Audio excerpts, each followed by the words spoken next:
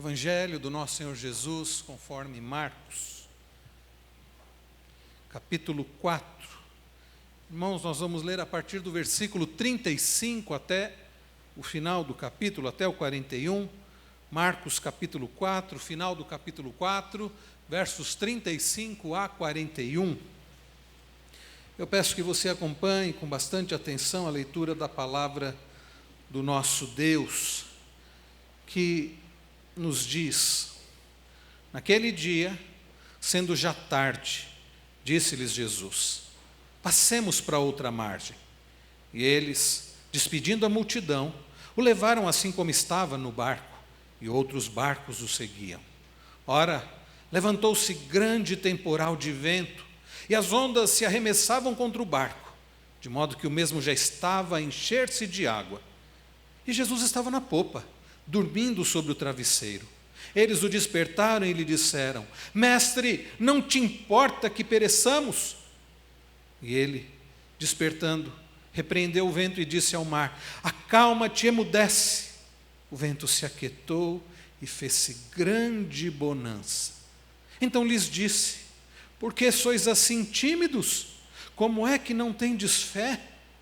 E eles, possuídos de grande temor, diziam uns aos outros: quem é este, que até o vento e o mar lhe obedecem? Quem é este, que até o vento e o mar lhe obedecem? Vamos orar. Pai Celestial, nós cremos que o Senhor é o Deus Todo-Poderoso. Como acabamos de cantar o grande El Shaddai, que se importa em nos ajudar. E, Senhor, é sobre isto que este texto fala. E é isso que nós precisamos, ó Deus, aprender, compreender e viver. Fala ao nosso coração, Senhor, através da Tua palavra que já foi lida. Aplique-a agora, ó Deus, ao nosso coração. Aplique de tal forma que possamos guardar para não pecar contra Ti. Para vivermos na coragem do Senhor, para vivermos sustentados pelo Senhor, para vivermos na dependência do Senhor, para vivermos confiando inteiramente no Senhor. Não permita, ó Deus, que nem o calor, nem outra coisa qualquer venha nos atrapalhar, ó Deus, de prestarmos atenção agora na exposição da Tua palavra.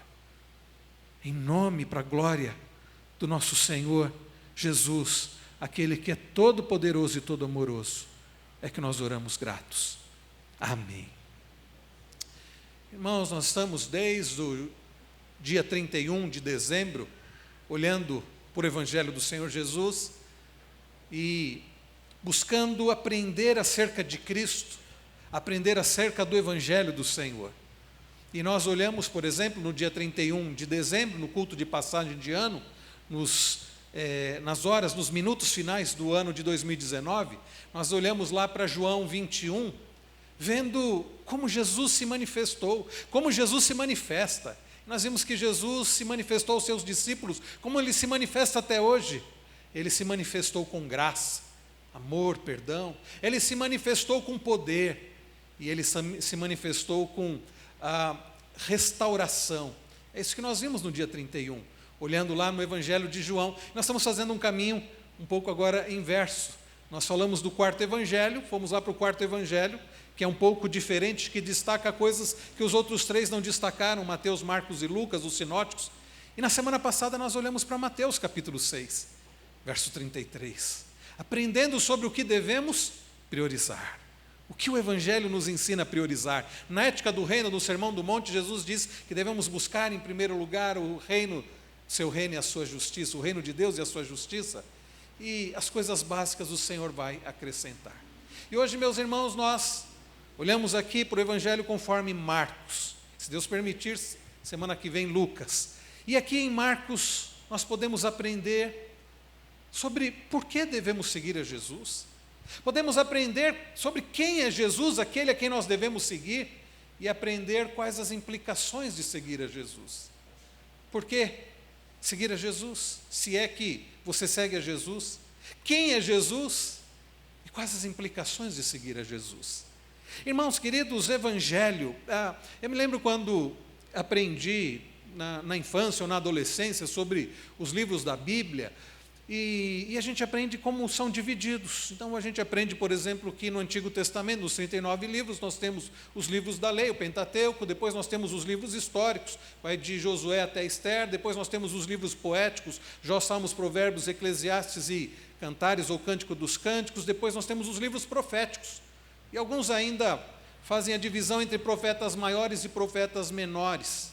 E depois, quando vem a divisão do Novo Testamento, eu tinha uma apostila que dizia assim, aí começam os livros biográficos.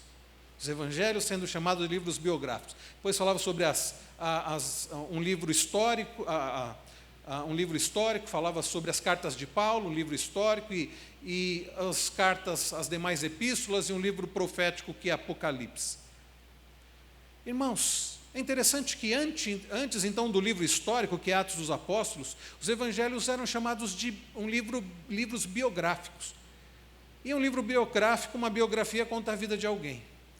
Mas eu percebo que os evangelhos são muito mais do que uma biografia. Os evangelhos nos mostram não apenas acerca de coisas, acerca de detalhes da vida de Jesus, mas acerca não somente do que ele fez, do que ele falou, do que ele ensinou, do que ele viveu, do que ele deixou.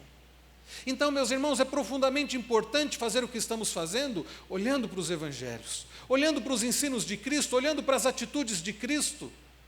E é o que nós vamos continuar fazendo hoje, observando aqui Marcos capítulo 4, versos 35 em diante. Hoje vamos meditar então neste texto e aprendermos sobre o tema seguir Jesus, propósitos e consequências e implicações. E falando um pouco sobre o contexto, ao olharmos os versos 35 e 36, nós podemos entender um pouco o contexto deste texto. Diz-nos assim, naquele dia, sendo já tarde, disse-lhes Jesus, passemos para outra margem. E eles, despedindo a multidão, levaram assim como estava no barco, e outros barcos o seguiam. Naquele dia, sendo já tarde. Jesus, meus irmãos, havia feito muitas coisas aquele dia. Jesus já havia trabalhado muito. Jesus certamente estava cansado, exausto, com sono. Ele falou de dentro de um barco por meio de parábolas à multidão. Quando nós olhamos aí no capítulo 4, se você observar no verso 1, diz, voltou Jesus a ensinar à beira-mar, e reuniu-se numerosa multidão a ele, de modo que entrou num barco onde se assentou, afastando-se da praia, e todo o povo estava à beira-mar na praia. Assim lhes ensinava muitas coisas por parábolas no decorrer do seu doutrinamento. E Jesus foi ensinando as parábolas, parábola do semeador, da candeia. Jesus foi ensinando de dentro de um barco.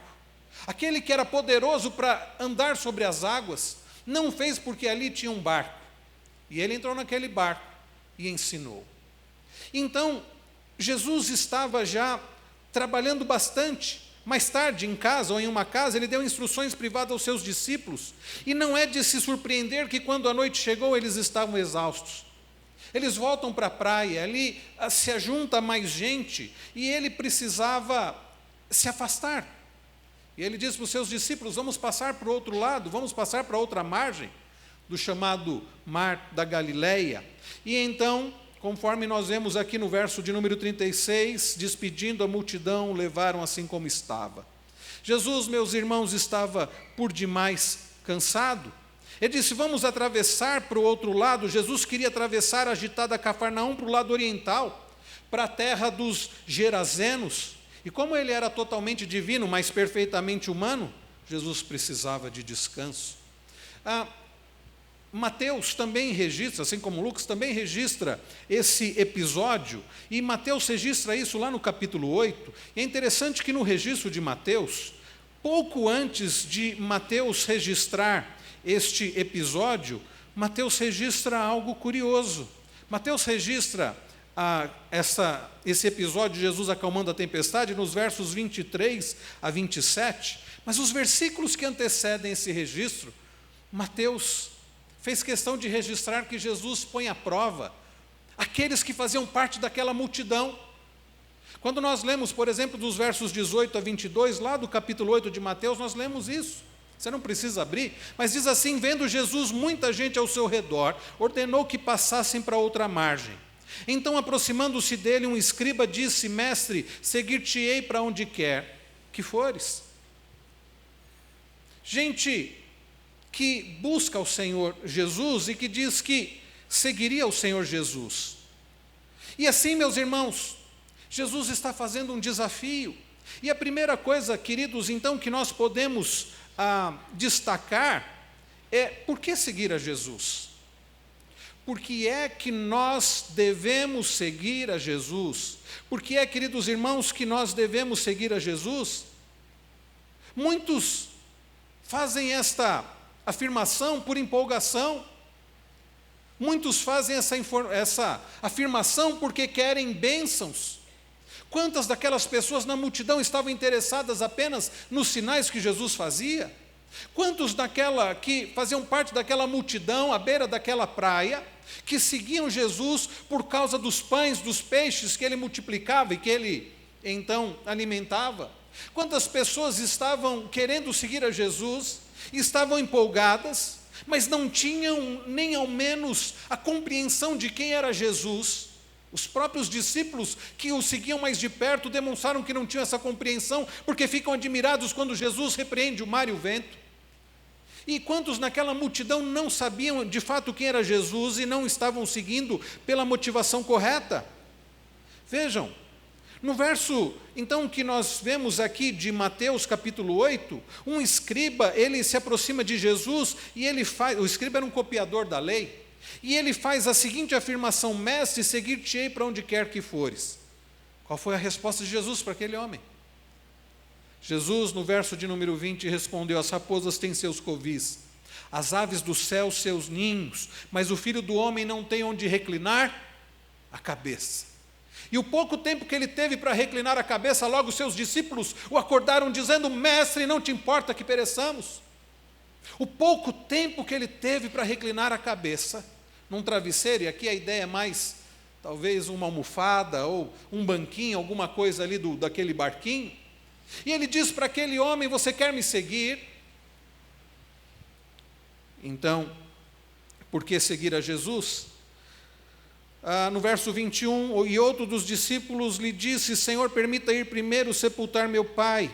Replicou-lhe, porém, Jesus: segue-me e deixa os mortos sepultar os seus próprios mortos. Pode parecer uma resposta dura de Jesus, mas o que tudo indica não é que o pai daquela pessoa havia acabado de morrer, e antes de seguir a Cristo, ele está dizendo: eu preciso enterrar meu pai, depois eu sigo o Senhor. O que ele está dizendo, na verdade, é: Senhor, deixa primeiro eu viver aqui a minha vida, depois que o meu pai morrer, aí eu vou segui-lo. Jesus fala sobre o senso de urgência de segui-lo. Mas muitos meus irmãos seguem a Jesus, acham que podem seguir de qualquer jeito, acham que podem seguir à distância, acham que podem seguir por um tempo, acham que desejam seguir por causa de coisas que podem receber de Jesus. Por que seguir a Jesus? Muitos seguiam a Jesus, mas com que motivação eles seguiam? Muitos seguiam por causa dos milagres. E a pergunta que fica para nós logo de início é: nós seguimos a Jesus? Você de fato segue a Jesus? Você segue a Cristo? E uma outra pergunta para você agora meditar no seu coração: por que é que você segue a Cristo? Para ter uma vida tranquila, sem sofrimentos? Para ter uma vida de conforto? Lembremos-nos do que Jesus disse para aquele escriba. Então, como nós vemos, Mateus registra esse episódio mostrando Jesus provando aqueles que queriam segui-lo. E quando Jesus diz: vamos passar para o outro lado, os discípulos, eles dispersam aquela multidão. É possível que por causa, inclusive, daquelas palavras que Jesus disse para o escriba, é possível que por causa das palavras que Jesus disse para aqueles discípulos, a grande parte da multidão já tenha ficado desinteressada em seguir a Cristo. É possível que muitos tenham ficado decepcionados com as palavras de Cristo. O fato de que ele não tinha nem ao menos onde reclinar a cabeça. O fato é que o grupo dos seus discípulos resolveram segui-lo e obedeceram ao Senhor e entraram no barco e estavam dispostos a atravessar com Jesus, levando Jesus para o outro lado do mar. Mas mesmo estes ainda não sabiam quem era Jesus. Irmãos, será que estamos dispostos a seguir a Cristo? Com quem você se identifica? Com aqueles da multidão, que tinham interesses, quem sabe outros? Com os discípulos que tinham interesse mais profundo, mas mesmo assim não sabiam quem era Jesus? A pergunta permanece: você segue a Cristo? E se você segue, por que é que você segue a Cristo? Para responder essa pergunta, precisamos fazer outra pergunta: quem é Cristo? E aqui, meus irmãos, eu quero gastar um tempo, quem sabe maior, olhando para o texto e uns versículos também à frente, para responder quem é Jesus Cristo. Quem é Jesus Cristo? Irmãos queridos, nós voltando aqui para para Marcos capítulo de número 4, nós acabamos de ler que eles entram no barco. E no verso de número 36, nós lemos que os discípulos, despedindo a multidão, o levaram assim como estava no barco, e outros barcos o seguiam. E no decorrer da passagem, nós lemos que sobreveio aquelas pessoas, aquele barco, um grande temporal. Eles estão para atravessar o mar da Galileia, e, na verdade, é um grande lago, pouco mais de 20 quilômetros de comprimento, 14 de largura, 220 metros de profundidade, cercado por montanhas, e eles estão ali fazendo esta travessia, quando situações acontecem, e quando sobrevém um grande temporal, e diz o verso de número 37, que as ondas se arremessavam contra o barco, de modo que o mesmo já estava a encher-se de água. Mas os irmãos prestaram atenção no verso 38. A despeito daquela situação de grande perigo, Jesus se encontrava dormindo. Dormindo porque, certamente, como nós falamos, ele estava exausto, ele estava cansado. Sendo completamente Deus e perfeitamente homem, ele estava muito cansado. E ele estava dormindo. Diferentemente dos discípulos que estavam apavorados, Jesus estava descansando. Nem o barulho, nem o movimento daquele barquinho, porque não era uma grande embarcação, era um barco com profundas limitações, e era arremessado de um lado para o outro, e ainda assim Jesus estava ali com a cabeça reclinada, dormindo. Diferente daqueles discípulos, não somente porque Jesus estava mais cansado que eles, mas porque Jesus confiava na providência do Pai. Diferente daqueles discípulos, ele conhecia o Pai a quem ele servia, e ele sabia quem ele era. Diferente daqueles discípulos, ele já sabia acerca daquela tempestade. Diferente daqueles discípulos, ele confiava nos planos do Pai. Diferente daqueles discípulos, ele sabia exatamente quem ele era. Então, meus irmãos, ao respondermos à pergunta quem é Jesus, nós precisamos dizer que ele é o Deus Todo-Poderoso, ele é o Criador de todas as coisas, e ele é o sustentador de todas as coisas, e ele sabe todas as coisas. E ele está então no barco dormindo, e diante da situação terrível que os discípulos estão vendo, estão vivenciando, eles correm para acordar Jesus. Eu não sei se eles demoraram um pouco, se eles ficaram pensando, e agora o que vamos fazer? Quem tem coragem de acordar o mestre? Eu não sei como é que foi, a Bíblia não dá detalhes, mas o fato que chega um momento, como diz o final do verso 38, que eles o despertam, e é interessante as palavras que eles dizem para Jesus. Eles não vão simplesmente pedir socorro, dizendo: Senhor, socorre-nos, Senhor, salva-nos. No registro aqui de Marcos, um pouco diferente de Mateus e de Lucas, nós percebemos um tom de crítica que eles fazem a Jesus. Percebam, eles dizem: Mestre, não te importa que pereçamos. Percebam um tom de crítica, de censura a Jesus. Eles não simplesmente dizem: Senhor, socorre-nos, Senhor, salva-nos. Eles estão dizendo: Senhor, o Senhor não se importa conosco. Será, Senhor, que nós não valemos muita coisa? E é interessante quando nós olhamos da perspectiva de Marcos, no capítulo 6, Jesus fala que eles valiam muito mais do que as aves dos céus, eles valiam muito mais do que a erva do campo. Mas aqui eles estão dizendo: Senhor, será que nós não valemos muita coisa? Será que o Senhor não se importa? Em outras palavras, é exatamente isso que eles estão dizendo. O Senhor não se importa com o que está acontecendo, o Senhor não se importa com o nosso medo, o Senhor não se importa com o nosso sofrimento. Você já levantou esse tipo de questionamento? Nós lemos nos Salmos,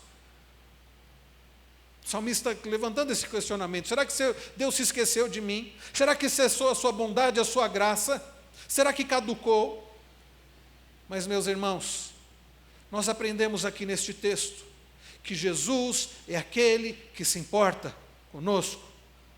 Quem é Jesus? É aquele que se importa com a nossa dor, é aquele que se importa com o nosso sofrimento, é aquele que se importa com o nosso medo.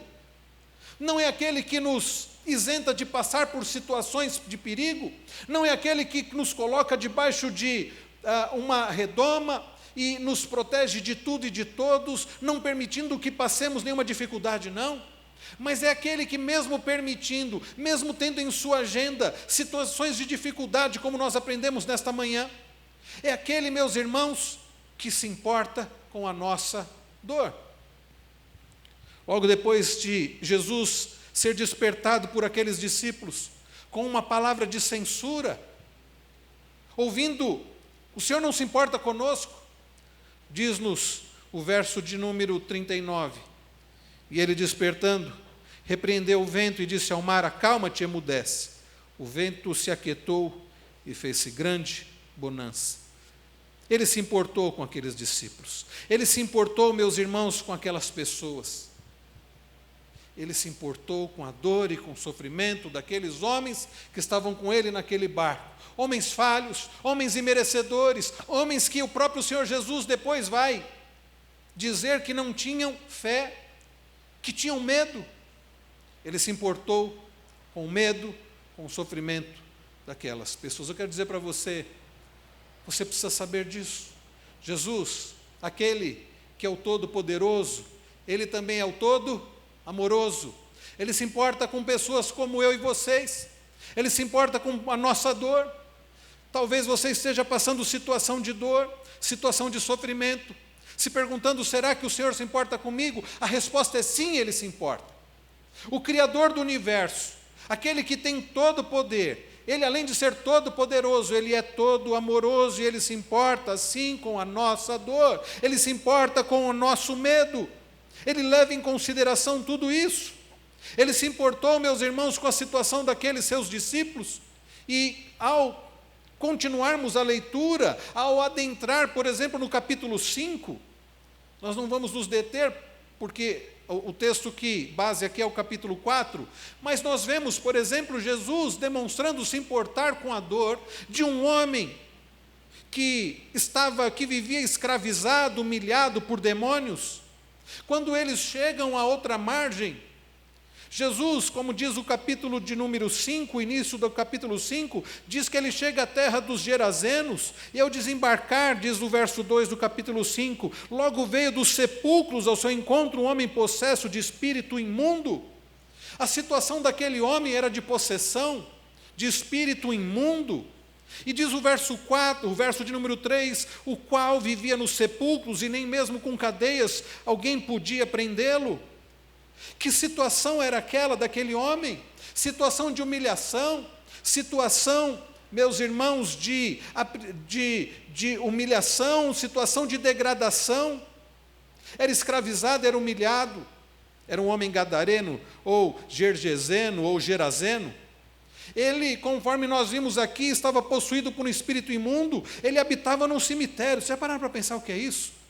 Um homem que vivia num cemitério. Vivia em cavernas, onde eram utilizadas para enterrar os mortos. Olha o que ele diz no verso 4, o qual vivia nos sepulcros, e nem mesmo com cadeias alguém podia prendê-lo. Um homem que era tratado como um animal, como um bicho. Colocavam correntes nele, mas ele arrebentava aquilo. Não era sua força humana, era uma força vinda daqueles espíritos imundos. E verso de número 4 diz: porque tendo sido muitas vezes preso com grilhões e cadeias, as cadeias foram quebradas por ele, os grilhões despedaçados, e ninguém podia subjugá-lo. Era um homem, meus irmãos, que vivia uma vida de humilhação, uma vida... Porque sabe o que o inimigo quer fazer, o diabo quer fazer? É destruir ainda mais a imagem e semelhança do homem, é tirar toda a dignidade do ser humano que foi criado imagem e semelhança de Deus. Olha o verso 5, andava sempre de noite e de dia, clamando entre os sepulcros e pelos montes, ferindo-se com pedras. Jesus, que é todo poderoso, ele também é todo amoroso. E sendo ele o Deus, o Todo-Poderoso, vejam o que diz o verso de número 6. Aliás, verso 6. Quando de longe viu Jesus, correu, e o que ele fez? O adorou. Mas quem foi que o adorou? Percebam, meus irmãos, aquele homem estava possuído de espíritos imundos. E aqueles espíritos reconheceram quem estava ali. Aqueles espíritos não serviam a Jesus, mas eles, reconhecendo que era o Deus Todo-Poderoso, eles o adoraram, exclamando com alta voz: que tenho eu contigo? E eles reconheceram algo que muita gente ainda não reconheceu: Jesus, Filho do Deus Altíssimo. Eles se referem a Jesus como Filho do Deus Altíssimo. E filho aqui nós temos com letra maiúscula, mostrando que é da mesma essência, reconhecendo que estava diante dele o próprio Deus Altíssimo, na presença deles, a ponto deles dizerem: conjuro-te por Deus que não me atormentes, porque Jesus lhes dissera: espírito imundo, sai desse homem. E conforme diz o verso de número 9, eram muitos espíritos. Irmãos, aquele homem que estava escravizado, aquele homem que estava vivendo uma vida de miséria, aquele homem que estava vivendo uma vida, agia como um louco, sem juízo, gritando, se machucando. O que acontece com ele? Jesus o restaura.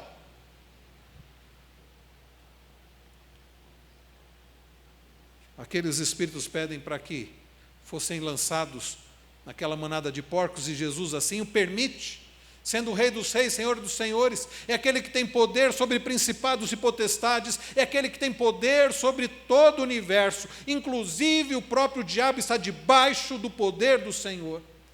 É aquele que permite que aqueles espíritos imundos entrassem nos porcos na manada, e diz o final do verso de número 13, que cerca de 2.000 porcos precipitou-se de despenhadeiro abaixo para dentro do mar, onde se afogaram.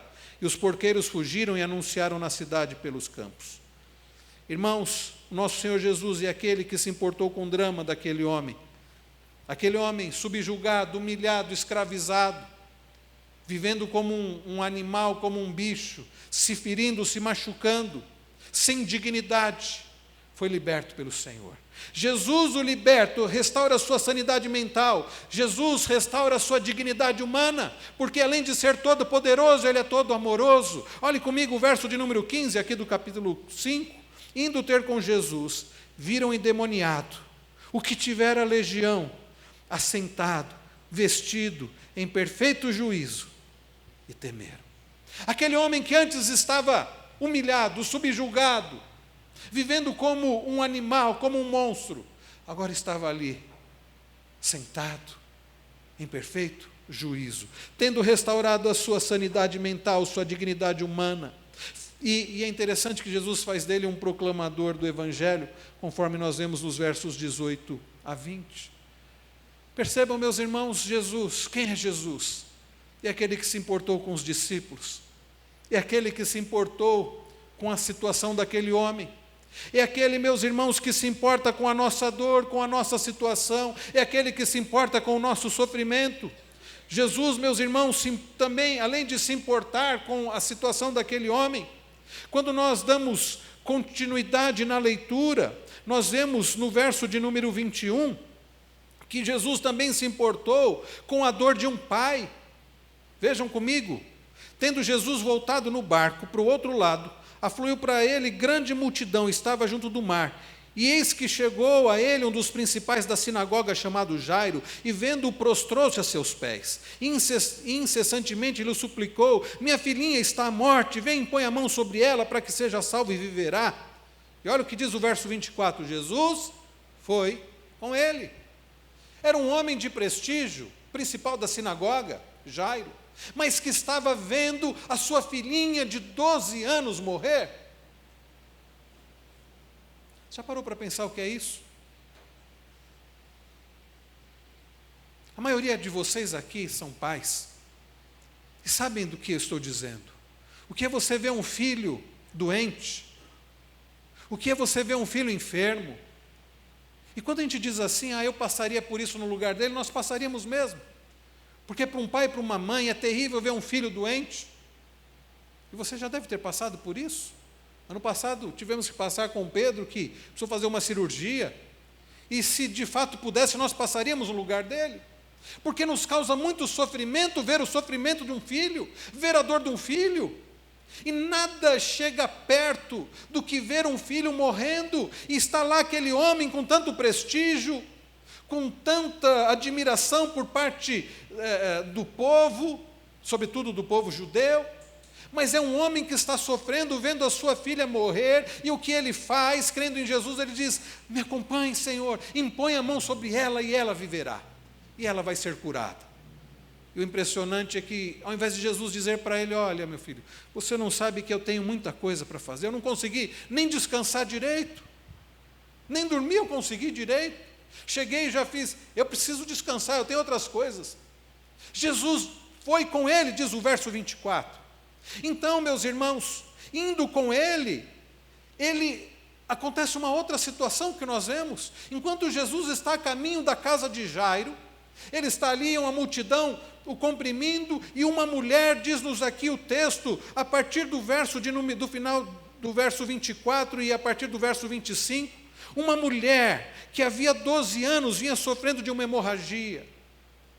Ela, sabendo quem era Jesus, ela faz a coisa mais acertada que alguém poderia fazer, que alguém na situação dela poderia fazer. Estava ali o Rei dos Reis, o Senhor dos Senhores, e ela vai até ele e ela toca as suas vestes. Uma mulher, meus irmãos, de uma situação que não podemos dizer que é tão diferente daquele homem lá de Gerazeno. Era uma mulher também que sofria profundamente. Imaginem 12 anos sofrendo com uma hemorragia.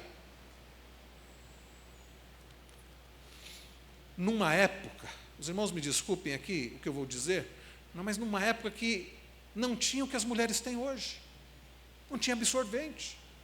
Imagine a quantidade de panos que aquela mulher precisava. E não era uma coisa normal que todo mês ela tinha aquele fluxo de sangue, era uma hemorragia. 12 anos sofrendo com aquele fluxo de sangue, e nos diz, meus irmãos, do verso 26, que a situação dela era tão terrível, que muito padecera a mão de vários médicos, tendo despendido tudo quanto possuía, sem contudo nada aproveitar, antes pelo contrário, indo a pior. Qual era a situação daquela mulher? Qual era a dor daquela mulher? A situação era uma situação de miséria, era uma situação de degradação moral, era uma situação de dificuldade física. 12 anos, não precisa ser médico. Doutor Eliseu, depois se eu estiver errado, o senhor me corrige. Mas uma mulher que sofrendo 12 anos de uma hemorragia, certamente estava padecendo de falta de ferro. Era uma mulher que estava fraca, era uma mulher, meus irmãos, que sofria e com certeza não conseguia realizar as atividades. 12 anos sofrendo de uma hemorragia. Era uma mulher, meus irmãos, com condição precária física. Era uma mulher, meus irmãos, com condição precária financeira. Ela havia despendido, ela havia gasto todas as suas economias com os médicos, e naquela época nada aqueles médicos puderam fazer, e diz o texto que ela ia ainda pior. Era uma mulher, por causa daquele fluxo de sangue, que era considerada imunda, porque uma mulher, quando estava no período menstrual, era tida como imunda, até por questões profiláticas de saúde para o povo, era colocado como algo para que as pessoas não se aproximassem. E então, Imagine a situação daquela mulher que tinha um fluxo praticamente contínuo de sangue. E então, a situação dela era de uma degradação também social, porque ela não podia ter um relacionamento normal com as outras pessoas, porque a viam como uma pessoa que estava amaldiçoada. Então, era uma situação de profunda, era de uma situação terrível, terrível. E ela faz a coisa mais certa, acertada que poderia fazer. Ela toca naquele que tem todo o poder, pelo qual foi o universo criado, que é todo poderoso e amoroso. Versos 27 a 29. Vejam comigo. Tendo ouvido a fama de Jesus, vindo por trás dele, por entre a multidão, tocou-lhe a veste. Porque dizia: se eu apenas lhe tocar as vestes, ficarei curada. E logo se lhe estancou a hemorragia e sentiu no corpo estar curada do seu flagelo. Irmãos, a coisa mais certa que aquela mulher podia ter feito foi ter tocado nas vestes daquele que é todo poderoso, daquele que é todo amoroso. E Jesus, todo poderoso e todo amoroso, ele olha e ele sente que dele havia saído o poder. E ele diz: quem me tocou? Os discípulos começam até a zombar, dizendo: Senhor, tanta gente aqui, cumprimento, o Senhor vai dizer quem tocou? Mas diz: alguém me tocou. E aquela mulher, com muito medo, diz-nos o texto aqui, verso de número 33, atemorizado e tremendo, cônscia do que nela se operara, veio, prostrou-se diante dele e declarou toda a verdade. Irmãos, qual foi a resposta de Jesus? Olha que lindo. Jesus responde para ela. Preste atenção. Vocês prestaram atenção na palavra que Jesus usa? Filha. Ele diz: filha, a tua fé te salvou. Vai-te em paz e fica livre do teu mal. Ela é tratada como filha. Jesus, com profundo amor e compaixão, ele a trata como filha. Jesus, meus irmãos, é aquele que é todo poderoso. Jesus é aquele que é todo amoroso. Quem é Jesus? É aquele que se importa com a nossa dor. É aquele que se importa com o nosso sofrimento. Ainda que às vezes achemos que não, mas sim, ele se importa. Jesus, todo poderoso e todo amoroso, curou aquela mulher do fluxo de sangue e tempos depois verteu o seu próprio sangue para salvar o seu povo dos pecados deles. Nós cantamos ainda há pouco: grande é o Shaddai. Ele é o grande todo-poderoso. É aquele que se importa conosco, como nós cantamos ainda há pouco. E depois Jesus continua a sua caminhada, e diz o verso 35, falava ele ainda quando chegou alguns da casa do chefe da sinagoga, a quem disseram: tua filha já morreu, por que ainda incomodas o mestre? Mas Jesus, sem acudir a tais palavras, disse ao chefe da sinagoga: não temas, crê somente. E ele vai até a casa daquele homem. Diz o verso 38, chegando à casa do chefe da sinagoga, viu Jesus o alvoroço, os que choravam e os que pranteavam muito. E no verso de número 39, ao entrar, lhes disse: por que estáis em alvoroço e chorais? A criança não está morta, mas dorme. Jesus, meus irmãos, o todo-poderoso e todo-amoroso, ele pode mudar situações. Ele que tem poder sobre a natureza. Porque se os irmãos prestaram atenção, quando os discípulos despertam a Jesus, ele simplesmente, vejam, ele não faz uma oração, dizendo: Pai, muda essa situação. Diz-nos o texto que ele dá ordens para a própria criação. Ele diz ao vento e ao mar: acalma-te, emudece. E diz que no mesmo instante fez-se grande bonança, tranquilidade. E aquele que tem poder sobre a natureza, tem poder sobre espíritos imundos, e libertou aquele homem. E aquele que tem poder sobre a criação e sobre espíritos, tem poder sobre a vida e morte. As pessoas riram dele, diz o verso 40. Mas no verso 41 diz que tomando-a pela mão, disse: Talitá cumi, que quer dizer: menina, eu te mando, levanta-te. Imediatamente a menina se levantou e pôs-se a andar, pois tinha 12 anos. Então ficaram todos sobremaneira admirados. Jesus, meus irmãos, todo-poderoso e todo-amoroso, que tem poder sobre a criação, que tem poder sobre espíritos, sobre todo principado e potestades, que tem poder sobre a vida e a morte. É aquele, meus irmãos, que age, que se importa conosco e deixa as pessoas admiradas. Os discípulos ficaram admirados quando ele repreendeu o mar e o vento, e eles começaram a dizer uns para os outros: quem é este que até o mar e o vento lhe obedecem? As pessoas que souberam da história da libertação daquele homem Gesareno ficaram admiradas. As pessoas que estavam na casa de Jairo ficaram admiradas. As pessoas que viram o que Jesus fez curando aquela mulher com fluxo de sangue certamente também ficaram admiradas, porque ele tem todo o poder. Irmãos, quem é Jesus? Ele é aquele que é todo poderoso e ele é aquele que é todo amoroso. Por que você segue a Cristo? Você sabe quem Jesus é. Você tem vivido com esta fé. Você crê que Jesus é todo poderoso e todo amoroso. Mas a terceira pergunta a ser respondida nesta noite é: o que implica seguir a Cristo? Por que você segue a Cristo? É a primeira pergunta, e só você pode responder. O texto responde que havia multidão, havia os discípulos e tantos outros personagens aqui. Mas a pergunta que continua para você é: por que você segue a Cristo, se é que você segue a Cristo? A segunda pergunta que nós vimos aqui, que nós respondemos aqui, é: quem é Cristo? Ele é o Todo-Poderoso, Ele é todo amoroso, é aquele que tem todo o poder sobre a natureza, sobre principados, potestades, sobre a vida e a morte. Ele é aquele que não apenas tem todo o poder, mas Ele é todo amoroso. Ele é aquele que se importa com a nossa dor. Mas a terceira pergunta e última é: o que implica seguir a Cristo? Voltando, meus irmãos, aqui para o capítulo 4, verso 35 e 36. É preciso dizer que seguir a Cristo implica obediência. Naquele dia, sendo já tarde, disse-lhes Jesus: passemos para outra margem. Jesus dá uma ordem e eles obedecem.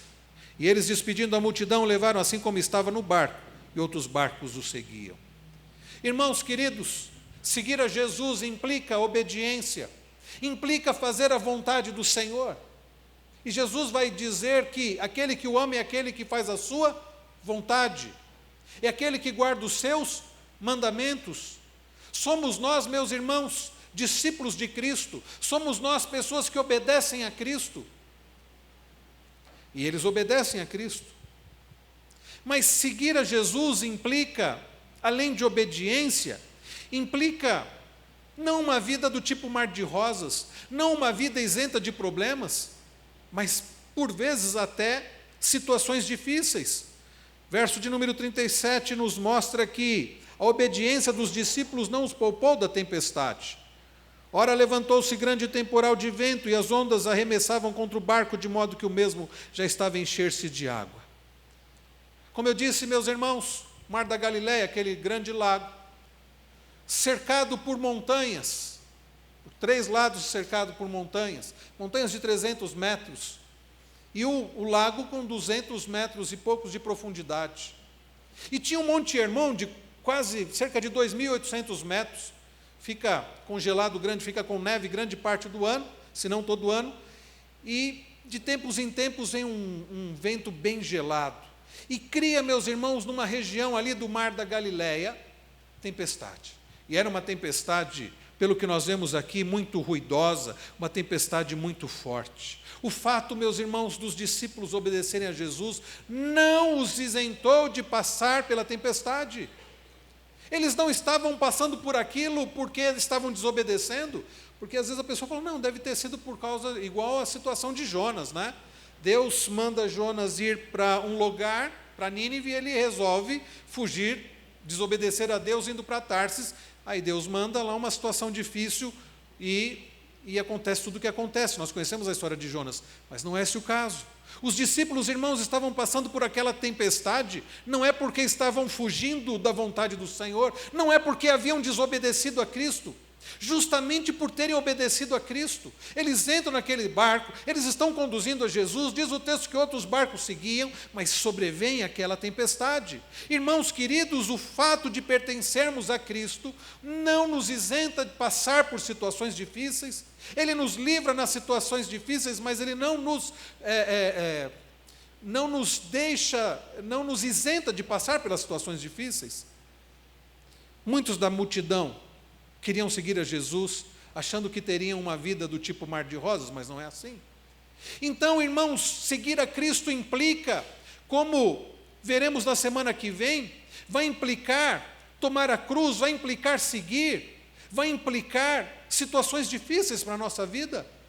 Seguir Jesus, queridos, implica em negarmos a nós mesmos, implica buscarmos ao Senhor. Seguir Jesus, meus irmãos, implica também em fé. Olha o que diz o verso 40 do capítulo 4. Então lhes disse: por que sois assim tímidos? Como é que não tendes fé? Por que que vocês são tão medrosos, diz Jesus? Como é que vocês não têm fé? Depois de tudo que vocês viram, depois de todos os ensinamentos que vocês ouviram, depois de tudo até aqui que vocês me viram fazer, depois de todos os ensinamentos, vocês ainda não têm fé. Eles ficam admirados. Quem é este? Olhem comigo o verso 28 do capítulo 5. Porque dizia aquela mulher com fluxo de sangue: se eu apenas lhe tocar as vestes, ficarei curada. Fé. Olha o que diz o verso de número 36. Mas Jesus, sem acudir a tais palavras, disse ao chefe da sinagoga: não temas, crê somente. Seguir Jesus, meus irmãos, implica fé, que Ele é o Todo-Poderoso e o Todo-Amoroso. Se você não crer no Senhor como Todo-Poderoso, se você não crer no Senhor como Todo-Amoroso, você não vai seguir a Cristo. Se você não for transformado por Ele mesmo, você não vai permanecer como discípulo de Cristo, você não será um verdadeiro discípulo de Cristo. Então, seguir a Jesus implica obediência, implica saber que nós passaremos dificuldades. Jesus chega a dizer que, assim como Ele era odiado, aqueles que o seguissem, aqueles que fossem seus discípulos também seriam perseguidos. E seguir a Jesus implica fé, implica crer que Ele é o Cristo, Filho do Deus vivo, implica crer que Ele é o Senhor Todo-Poderoso e Todo-Amoroso. Mas, em último lugar, meus irmãos, seguir a Cristo implica proclamar a Cristo, proclamar o Evangelho. Olhe comigo, versos 18 a 20 do capítulo 5. Aquele homem que havia sido restaurado pelo Senhor, diz, aliás, um pouco, a partir do verso 18, ao entrar no barco suplicava o que for endemoniado que o deixasse estar com ele. Jesus, porém, não lhe permitiu, diz o verso 19, mas ordenou-lhe: vai para a tua casa, para os teus, anuncia-lhes tudo o que o Senhor te fez e como teve compaixão de ti. Aquele homem queria seguir a Jesus, queria acompanhar Jesus, mas Jesus diz: vai proclamar. Verso de número 20, então ele foi e começou a proclamar em Decápolis tudo o que Jesus lhe fizera. E todos se admiravam. Irmãos, seguir a Jesus implica em nos tornarmos proclamadores do Evangelho. Um discípulo que não anuncia o que Jesus fez na vida dele, não está cumprindo com o propósito do discipulado. Às vezes eu ouço algumas pessoas dizendo assim: mas eu não sei nem o que eu não evangelizo não, porque eu nem sei o que eu faço, o que falar. Fale o que Jesus fez na sua vida. Aqueles discípulos podiam contar o que eles estavam vendo, o que Jesus estava fazendo na vida deles. Aquela mulher de fluxo de sangue podia testemunhar do feito do Senhor. Aquele homem que havia sido liberto, foi exatamente o que ele fez, testemunhar dos feitos do Senhor. Aquele pai poderia testemunhar agora dos feitos do Senhor. E nós também, o que é que o Senhor tem feito por nós? Nós ouvimos ainda há pouco o nosso irmão Cleiton dizendo: Ele nos libertou do poder do pecado, nos libertou, meus irmãos, da morte eterna, da condenação eterna. Temos nós vivido uma vida grata de serviço, de fé e de proclamação do Evangelho. Irmãos queridos, nesta noite nós aprendemos sobre por que seguir a Cristo. E eu quero que você não saia daqui sem responder esta pergunta no seu coração. Se você segue a Jesus, e por que é que você segue a Jesus? Nesta noite nós aprendemos quem é Jesus. É aquele que é todo-poderoso, é aquele que é todo amoroso, é aquele que se importa com a nossa dor, é aquele que se importa com o nosso sofrimento, é aquele que se importa com a nossa situação, e se importou a tal ponto de dar a sua própria vida para nos libertar da morte eterna. E nós aprendemos nesta noite o que implica seguir a Cristo. Você está disposto a seguir ao Senhor, a ser obediente ao Senhor, a não viver mais para você mesmo, mas a viver para o Senhor? Você está disposto a seguir ao Senhor, mesmo que isso lhe custe tudo? Mesmo que isso lhe custe negar a você mesmo, tomar a sua cruz para segui-lo? Você está disposto a seguir ao Senhor, crendo no Senhor, tendo fé? Você de fato crê no Senhor? Você está disposto a proclamar o Evangelho do Senhor? Feche os seus olhos, vamos orar nesse instante.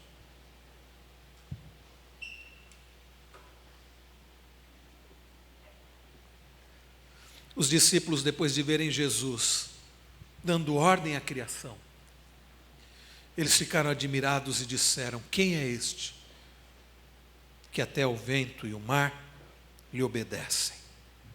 Você sabe quem é Jesus? Sim, Ele é aquele que até o vento e o mar lhe obedecem, porque Ele é o Criador de todas as coisas.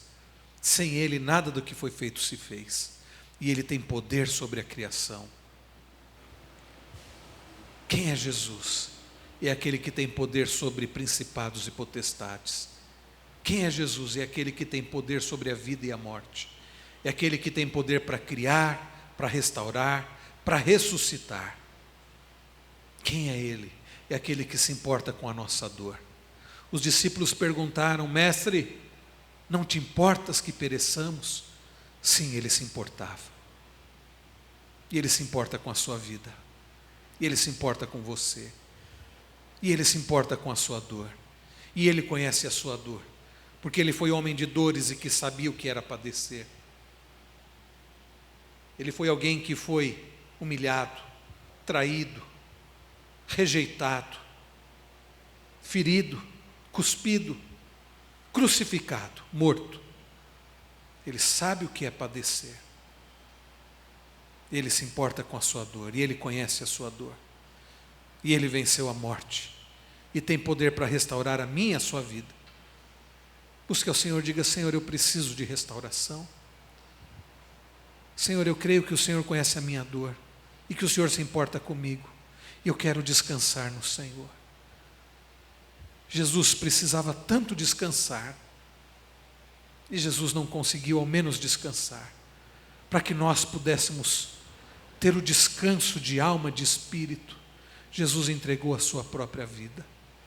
Aquele que curou uma mulher de fluxo de sangue foi o que derramou o seu próprio sangue, que derramou o próprio sangue para nos salvar. Aquele que trouxe aquela menina à vida é aquele que irá nos ressuscitar. Busque ao Senhor. Nós cantamos: só o Senhor é Deus. Você crê nisso? Resolva seguir a Cristo. Resolva crer em Cristo como todo-poderoso e todo-amoroso. Resolva descansar no Senhor. Resolva obedecer ao Senhor, independente das circunstâncias. Resolva crer no Senhor de todo o seu coração. Resolva ser um proclamador, um seguidor e um proclamador da sua palavra. Nós iremos, irmãos, cantar agora um hino que foi baseado neste texto que nós lemos. Coloque-se em pé se você puder.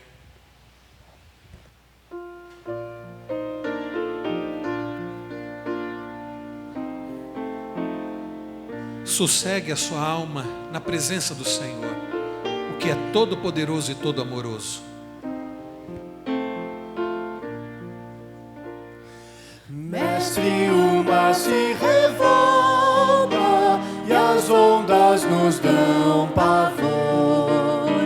O céu se reveste de trevas, não temos um Salvador. Não se te dá que morramos, podes assim dormir. Se a cada momento nos vemos já prestes a submergir, as as ondas atendem ao meu mandar. Sossegai, seja o encapelado mar, a ira dos homens, o gênio do mal, as águas não podem a naufragar, e leva o Senhor rei dos céus e mar, pois